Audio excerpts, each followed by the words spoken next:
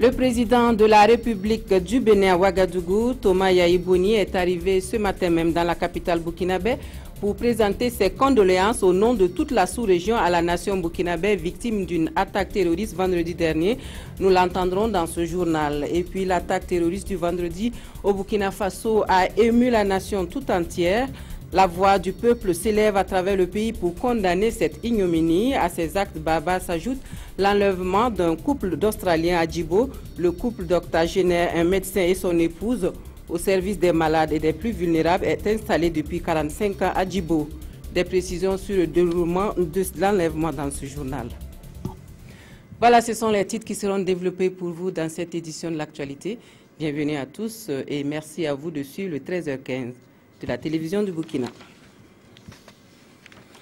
Le président béninois est arrivé ce matin donc dans la capitale burkinabé. Thomas Boni Yayi est venu en sa qualité de personne ressource choisie dans le cadre de la gestion de la transition burkinabé, exprimer la compassion de toute la sous-région au peuple frère du Burkina Faso, victime d'attaques terroristes. Il a été accueilli à son arrivée à l'aéroport donc par le président du Faso, Roch-Marc Christian Kaboré. Chers amis,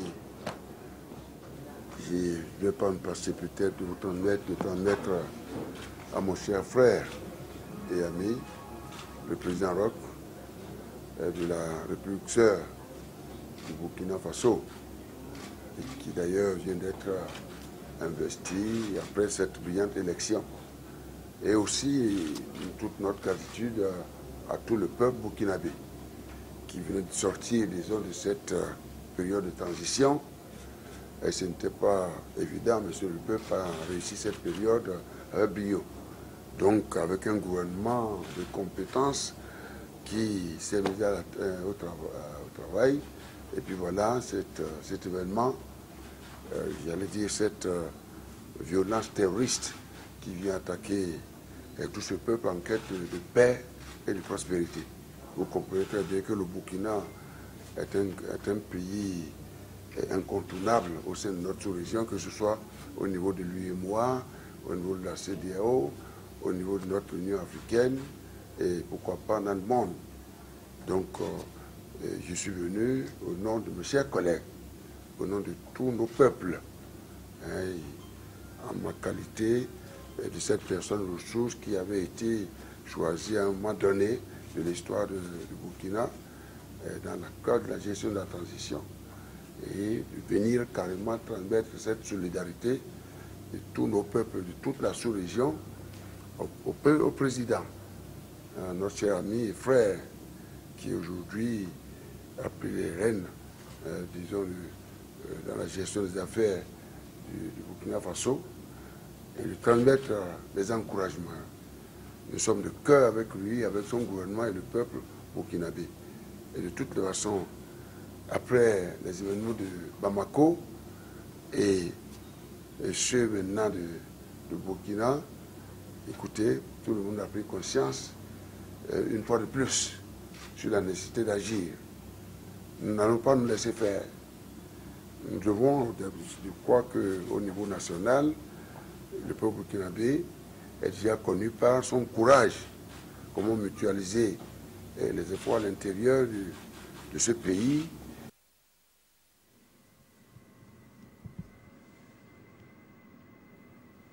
Voilà, les propos du président Thomas Boni Yayi sont recueillis par Alidou Badini et Draman Guéné. Et puis nous allons dans le Soum où le docteur Kenneth Elliott et son épouse Jocelyne, bien connus dans la région donc pour leurs actions humanitaires au profit des populations, sont les victimes depuis samedi matin. Donc, ils sont entre les mains de djihadistes. L'enlèvement du couple d'octogénaires d'origine australienne au petit matin du samedi a laissé les habitants de Djibo sous le choc. Le procureur du Faso près le tribunal de grande instance de Djibo nous fait ici le récit de l'enlèvement de ce couple. Les constatations d'usage qui ont été faites après son enlèvement ont donné de voir certaines traces sur les lieux, voilà, notamment certains biens. Il semblerait qu'il avait des habitudes avant d'aller travailler. Il se lève tôt, il prend son petit déjeuner avant d'aller à son service. Et en général, c'est aux environs de 4 heures du matin. Voilà, ce qui nous a fait dire que l'enlèvement aurait eu lieu vers les 4 heures.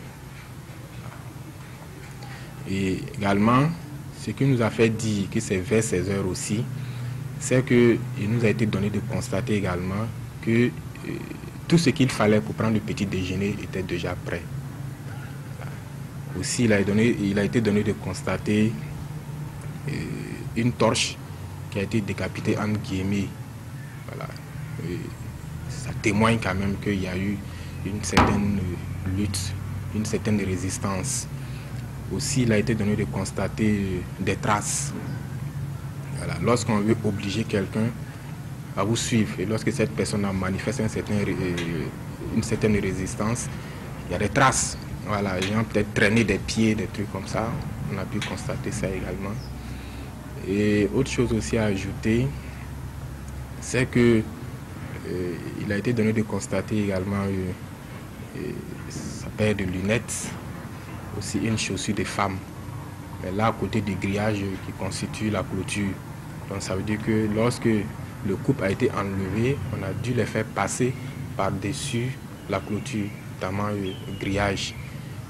Et juste après ça, on a pu constater également des traces de véhicules 4x4. Donc ça veut dire qu'il y avait certainement un véhicule qui attendait juste derrière. Lorsque l'enlèvement serait effectif, on devrait le conduire par là-bas, ensuite prendre une destination quelconque avec eux. Et c'est ce qui a été fait. Voilà en gros un peu ce qui est de l'enlèvement du couple Elliott. Voilà le procureur du Faso près le tribunal de grande instance de Djibo, Prosper Zerbo, s'exprimait au micro de Yamba Nakulma et Bernard Diasso. Le couple australien installé à Djibo depuis 1972 était au service des malades et des plus vulnérables. Médecin de son état, Arthur Kenneth Elliott et son épouse étaient considérés comme des modèles humanitaires dans la région. Leur enlèvement ne s'explique pas à Djibo, suivant quelques réactions des populations de la ville. Vraiment, c'est une grande perte même vraiment pour le pays. Parce que si on connaît la valeur du type même, vraiment c'est pas chouiné. Et quand par exemple on trouve tous ces malades là aujourd'hui, on vient prendre le docteur et on laisse tous ces malades là poser là-bas. Vraiment c'est qu'on sait que ces gens là, s'ils disent que ce sont des islamistes, ils ne connaissent pas Dieu. Ceux qui connaissent Dieu n'auront pas ce comportement. J'ai connu le docteur Elliott en 1971.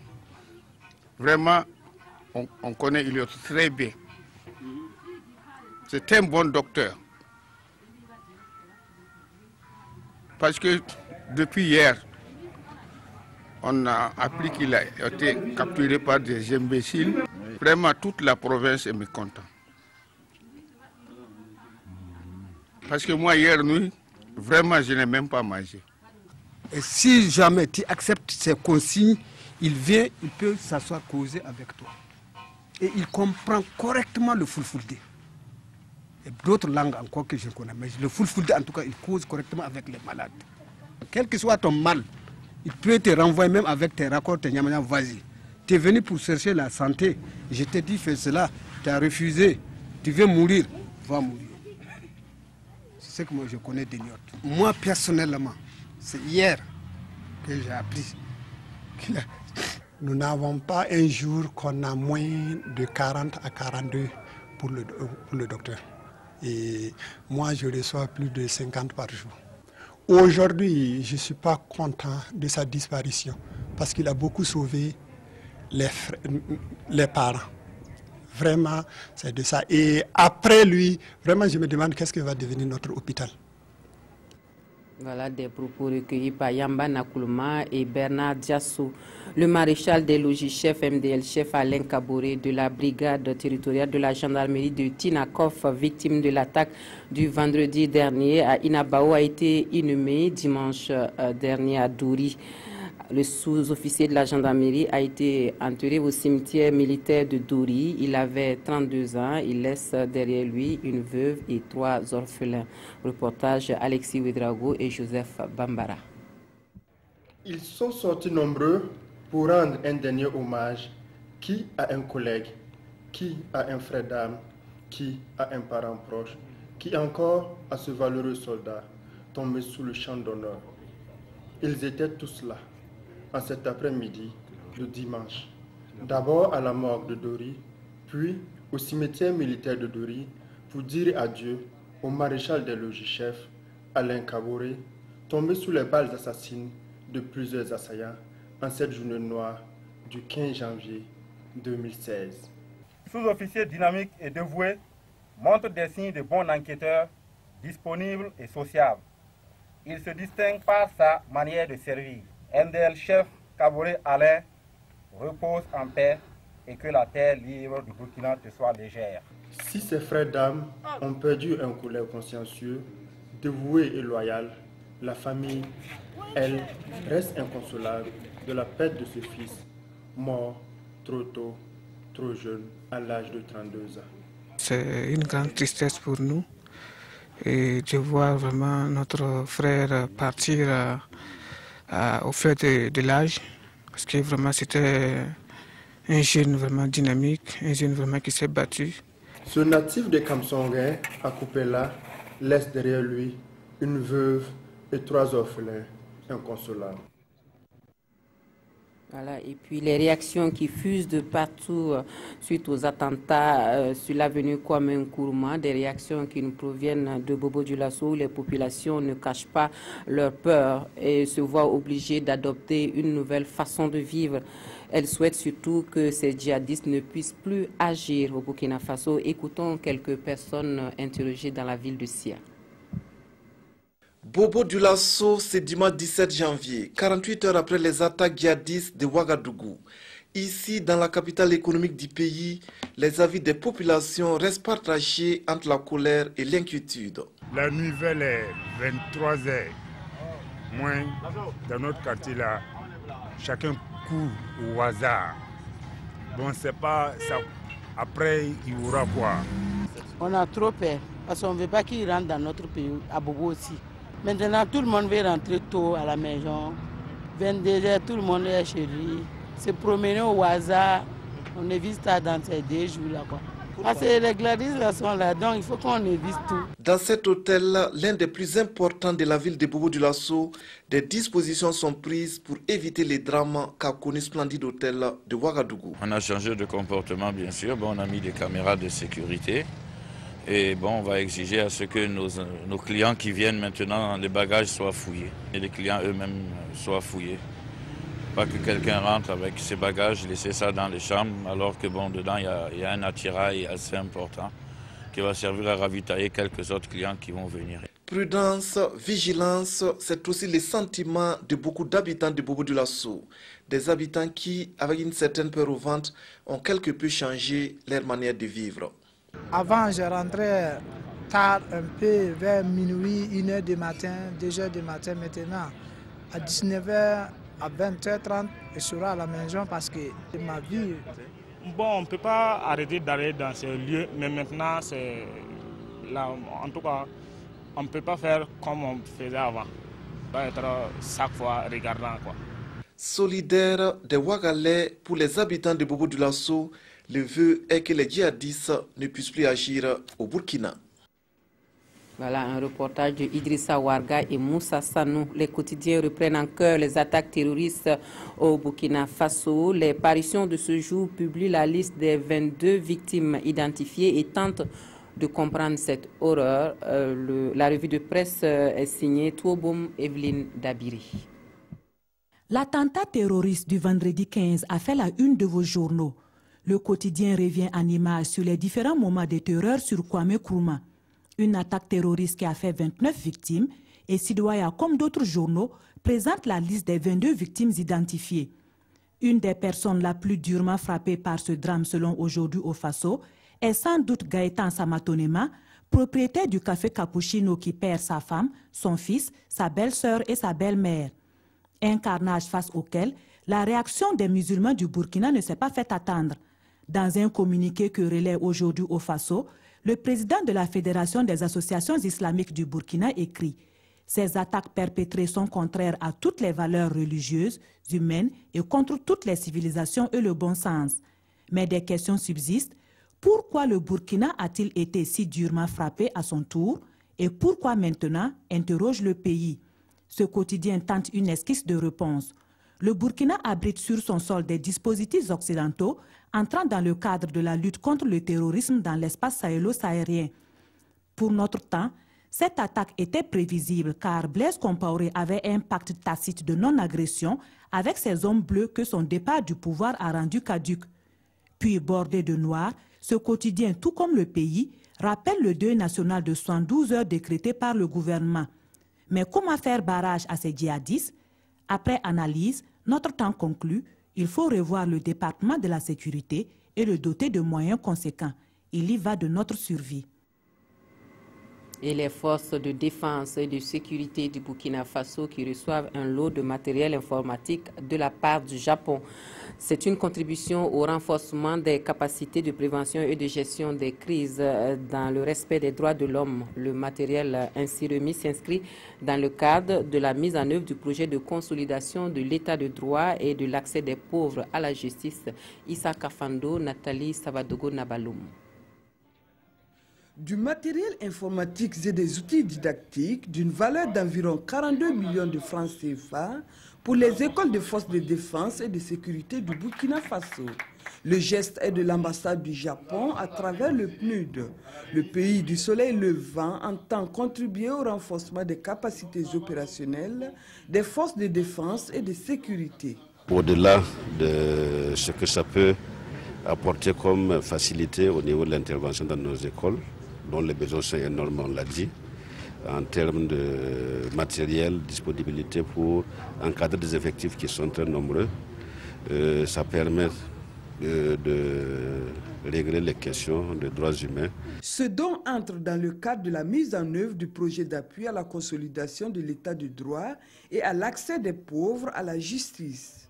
Le Japon considère que la consolidation de l'état de droit et le respect des droits de l'homme et l'amélioration des accès des pauvres à la justice constituent des piliers essentiels de la bonne gouvernance politico-démocratique et contribuent à la prévention des conflits.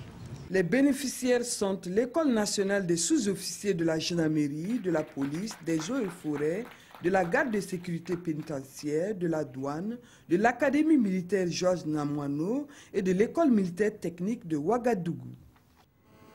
Voilà, toute autre chose dans ce journal avec l'Institut Free Afrique qui interpelle les décideurs politiques sur les priorités à clarifier en vue de travailler sur des politiques économiques à long terme qui seraient bénéfiques pour tout le Burkina Faso. C'était à l'occasion d'une conférence de presse animée vendredi dernier par cette structure, le compte-rendu de Nongba Kouda et Toubom Evelyne Dabiri. Prioriser les solutions à long terme pour le développement économique du Burkina, c'est la solution proposée par l'Institut Free Afrique dans son étude titrée « Consolider les réformes, engager le pays dans le long terme ». Et c'est face à la presse que l'Institut a exposé les forces, les faiblesses et les potentialités de l'économie burkinabé, de même que les conditions de développement de cette économie. Et pour cette structure, la politique prioritaire pour le Burkina devrait être ceci. Il faut rompre avec les politiques improvisées dans notre pays et les politiques d'urgence. C'est ce qu'on a indiqué. Depuis Blaise Compaoré, bien souvent, les finances publiques sont ballottées dans l'urgence du court terme. On ne comprend pas qu'est-ce qui s'est passé, pourquoi en septembre 2013, on pense que ce soit nécessaire de claquer 64 milliards de dépenses dont on ne sait pas l'efficacité. En mars 2014, c'était 117 milliards dans des dépenses dont on sait que c'était des dépenses largement inefficaces. Le programme socio-économique d'urgence de la transition, c'est une très mauvaise chose pour nous parce que c'est toujours l'urgence économique. Il faut qu'on sorte de cette situation et qu'on s'inscrive dans le long terme. Un pays qui n'arrive pas à se projeter dans le long terme pour traiter durablement les problèmes n'est pas un pays qui est en train de se développer. Cette conférence, qui avait pour but de présenter à la presse les possibilités de développement du Burkina, a aussi mis l'accent sur les problèmes de développement économique du pays qui seraient surtout d'ordre structurel. Voilà qui met fin aux informations de cette mi-journée sur la télévision du Burkina. Merci à vous de nous avoir suivis. Je vous retrouve demain à 13h15. À demain donc.